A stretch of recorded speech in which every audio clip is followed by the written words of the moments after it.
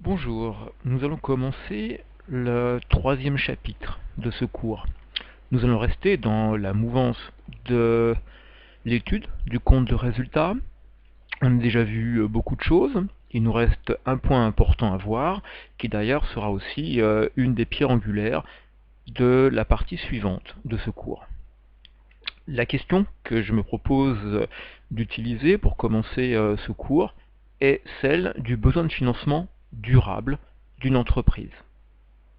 En effet, une entreprise a des besoins en termes de financement, des financements qui soient pérennes dans le temps, simplement parce qu'elle a peut-être de l'acquisition, d'immobilisation à réaliser, ou des besoins de couverture, de dépréciation.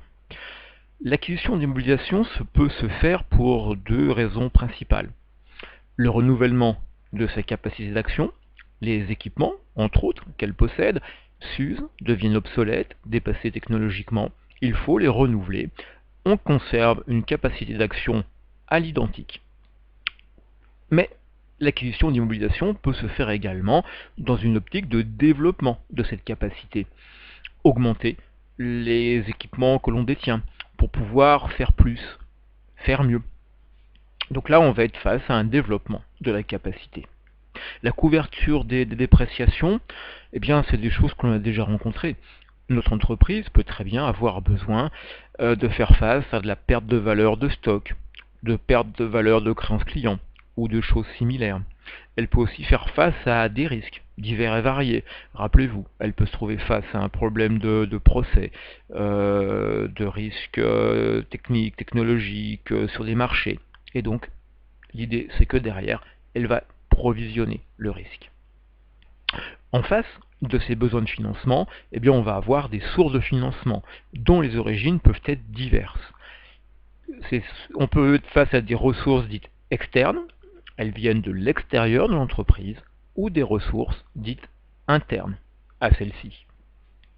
Les ressources externes, en voici un petit tour d'horizon, pas complètement exhaustif. Ça peut être l'augmentation de capital par apport.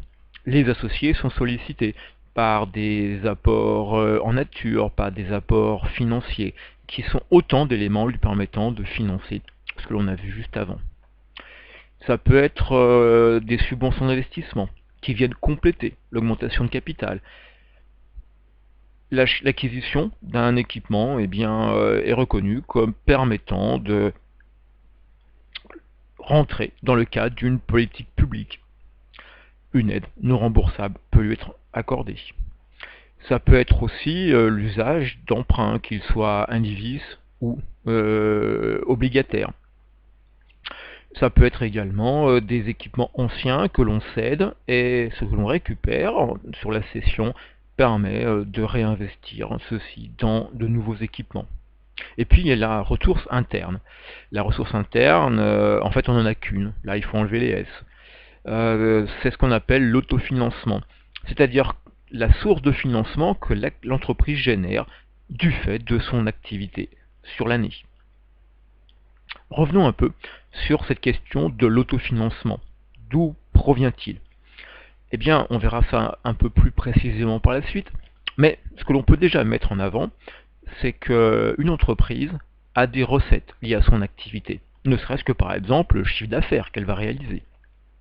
Par ailleurs, elle fait face aussi à des dépenses d'activité, des charges qu'elle doit régler, de matières premières, de marchandises, des salaires, etc.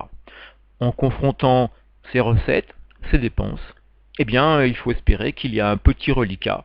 Ce petit reliquat, c'est l'autofinancement de notre entreprise. Allons un peu plus loin encore. Cet autofinancement, il faut le voir sous un angle un peu plus large.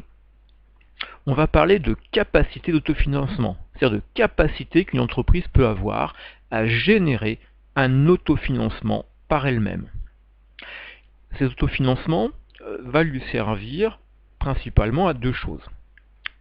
C'est pas les seules choses. Hein. Là aussi, on y reviendra plus tard. Cette capacité d'autofinancement, eh bien, il en faut pour pouvoir régler le dividende aux associés. Si je n'ai pas de capacité d'autofinancement, si je ne crée pas de financement, je ne peux pas régler le dividende, quand bien même l'entreprise serait bénéficiaire. Deuxième usage classique, c'est que cette capacité d'autofinancement, une partie sert au fameux autofinancement dont on vient de parler. En fait, l'autofinancement n'est qu'une partie de la capacité à générer de l'autofinancement. Et cet autofinancement, eh bien, peut permettre de renouveler à l'identique l'entreprise. Elle change ses équipements, mais toujours à capacité relativement identique. On parle alors d'autofinancement de maintien. Et cet autofinancement permet aussi le développement.